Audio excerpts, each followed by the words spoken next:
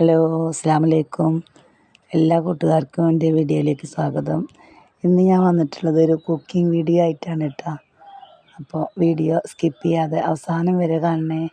നമുക്ക് വീഡിയോയ്ക്ക് പോയാലോ. ശബ്ദത്തിന് വെച്ച് ബുദ്ധിമുട്ടുണ്ട് കേട്ടോ. ചുമയും പനിയൊക്കെ ആയിരുന്നു, മുഴുവനായിട്ട് ശരിയായിട്ടില്ല. അതിൻ്റേതായിട്ടുള്ള ഒരു ഇതുണ്ടാവും, നിങ്ങൾ ക്ഷമിക്കണം കേട്ടോ.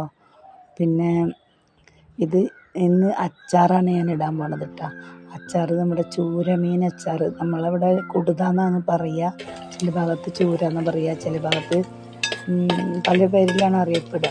അപ്പോൾ കുറച്ച് ചെറുതായി കട്ട് ചെയ്തിട്ട് കുറച്ച് ഉപ്പും മുളകും മഞ്ഞൾപ്പൊടിയും പരട്ടിയിട്ട് 2 മണിക്കൂർ വെക്കണം. എന്നിട്ട് അതിന് ശേഷം ഇങ്ങനെ പൊരിച്ചെടുത്താൽ മതി കേട്ടോ.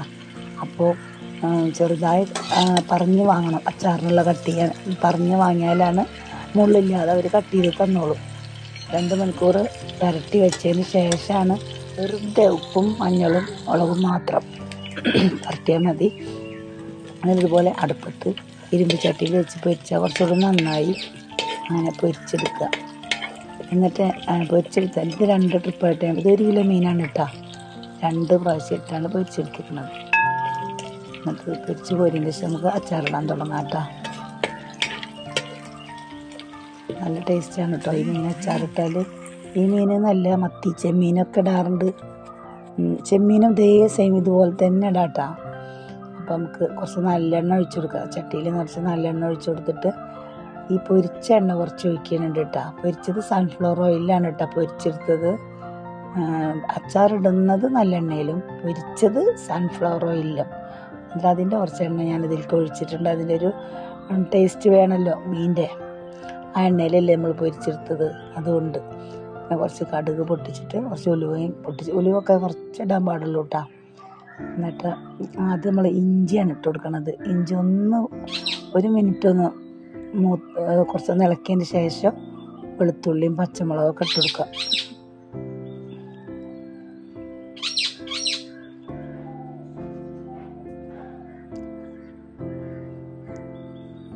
വെളുത്തുള്ളി ഇട്ട് കൊടുത്ത് നന്നായി അതിൻ്റെ പച്ചമുളകൊക്കെ പോയിട്ട് നന്നായി ഒന്ന് മൂത്ത് വരണം കേട്ടോ. അപ്പോൾ നല്ല ടേസ്റ്റാണ് ഈ മീനിൽ വെളുത്തുള്ളി ഇഞ്ചിയൊക്കെ മൂത്തിട്ട് അത് കടിച്ചതിനാ നല്ല രുചിയാണ് കേട്ടോ.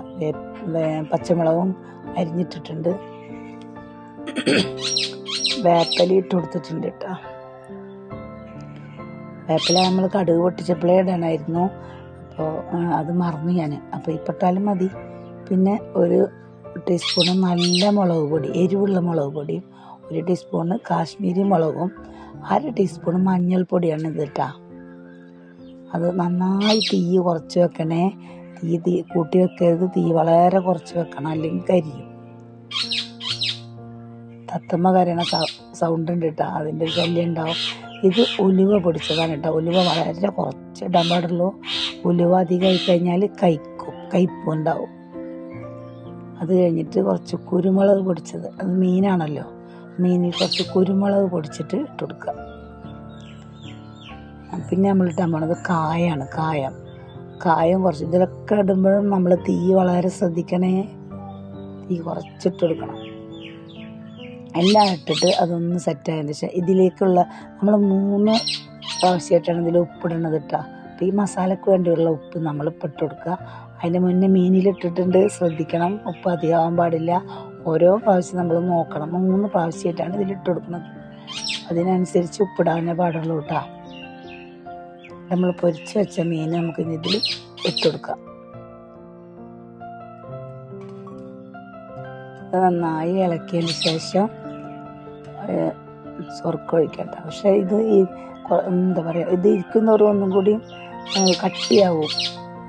നമ്മൾ കുറച്ച് ലൂസ് പോലെ എടുത്താലും ഇത് ചൂടാറി കഴിഞ്ഞതൊന്ന് കട്ടിയാവും.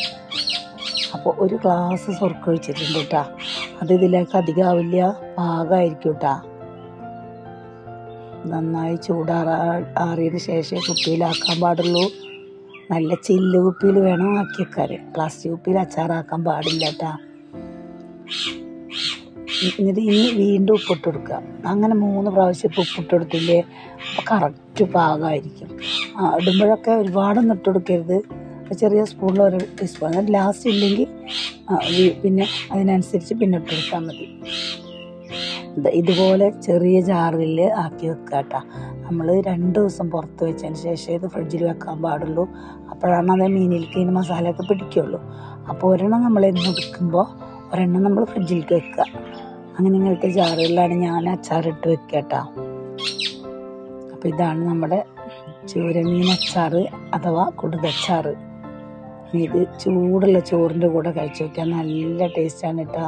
ഞാനിതിൻ്റെ മണമൊക്കെ കിട്ടിയപ്പോൾ നല്ല തിന്നാൻ കൊതിയായി. അപ്പം കുറച്ച് ചൂടുള്ള ചോറിട്ടിട്ട് കഴിച്ച് നോക്കുക കേട്ടോ.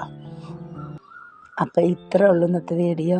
ഇഷ്ടപ്പെട്ടാൽ സബ്സ്ക്രൈബ് ചെയ്യണം, ലൈക്ക് ചെയ്യണം കേട്ടോ. ഇനി അടുത്തൊരു വീഡിയോ ആയിട്ട് വരുന്നത് വരെ എല്ലാവർക്കും അസ്സലാമു അലൈക്കും.